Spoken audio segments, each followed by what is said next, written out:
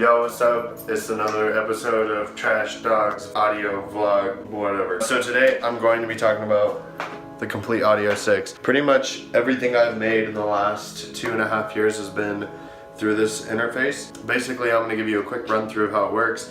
And I don't know if you've seen my last video on the Behringer, but if you want to check that out. Alright, so this is a 2-channel XLR or TRS input balanced. You've got your gains right here, and also you can switch in between instruments or line. You have your monitor, which this actually does some to mono if you'd like.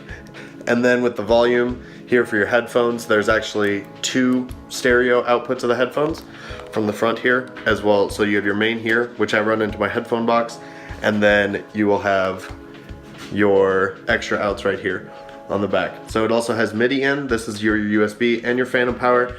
Again, it does cut phantom power to both, so that's up to you. Use your own discretion. This also has SPDIF out. A lot of people think these are RCAs. These are not RCAs. These are SPDIF. This is a different type of channeling audio. You have 2 individual channels, so if you had something else that went SPDIF in, you could transmit 2 channels of audio and in and out. So this is not RCA, this is SPDIF. This plugs in actually with a coax cable. You have your regular balanced left and right out, main outs, out, main outs, out, main outs, out, main outs.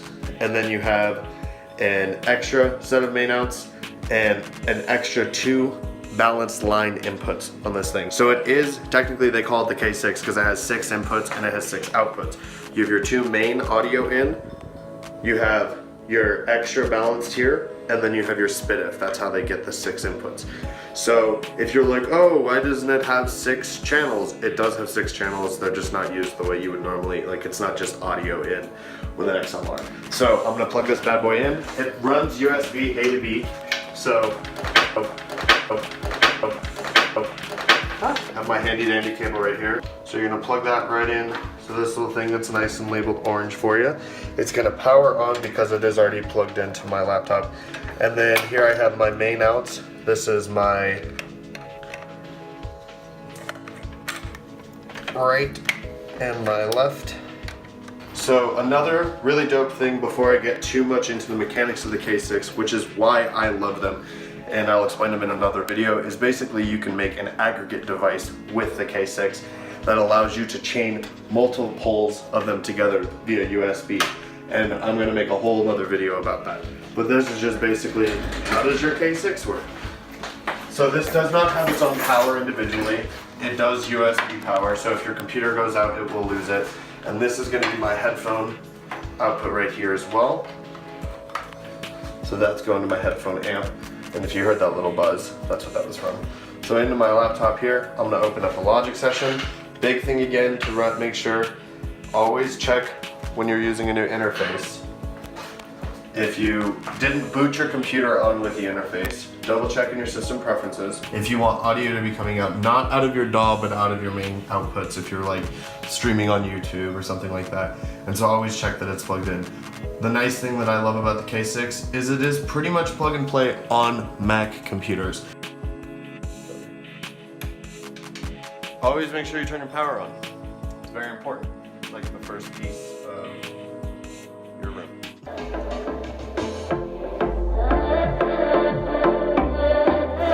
So this is just a track I've been working on. You can tell right here, now this is a refurb of the K6, so this volume knob is a little strange.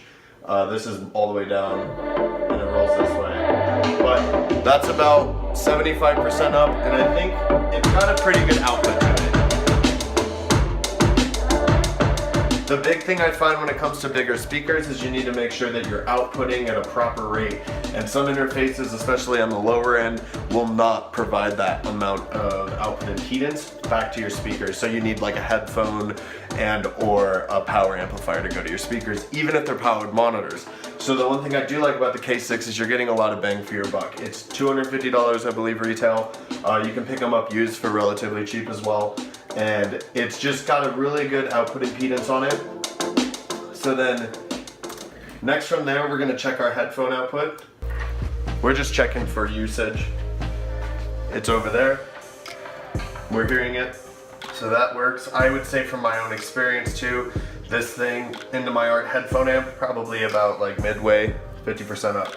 Real quick, we're gonna plug in a microphone and I'm gonna do just a quick vocal test over this. My interface was previously this Behringer setup behind here, and a big thing to always check, sometimes Logic will glitch and it will provide you with, like, it's saying that it's outputting or it is outputting, but you go to like make an audio track like I just did and it didn't pop up. And so in that situation, always go to your Logic preferences, into your audio, and double check that your output device is also synchronized with whatever proper interface you're using. Now we're going to create an audio track in Logic with our first input here. I'm going to also make sure I turn my output all the way down so we do not clip, and I will switch with you, Mr. Joel Cameraman. XLR in. And remember, this will require phantom power. Also, for engineers at home, don't have your clients have headphones on while you put on phantom power, because it will clip your headphones.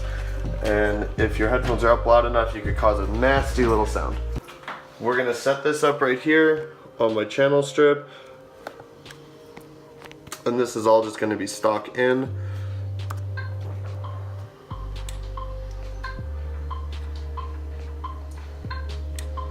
Oh yeah, I hear it well. Just say whatever you feel like. Oh yeah, I feel like moving. Go listen to Beats by Trash, Squid Gang. Squid Gang. Squid Gang. Alright, so now we have a nice little recording done. Always make sure you take your track out of input mode as well, otherwise you could cause a nice little feedback loop for yourself. Oh yeah, I hear it well. Oh yeah, oh yeah. I feel like moving. Go listen to Beats by Trash, Squid Gang. And so this is just raw audio, nothing Squid on it. Gang. I personally, I love these mic Squid Gang. I think that, so I showed you how to plug in a K6 basically and set it up. And so if you have any questions or other comments, things that I didn't add in about the K6, please don't hesitate to leave a little comment or something below. And on top of that, Squid Gang.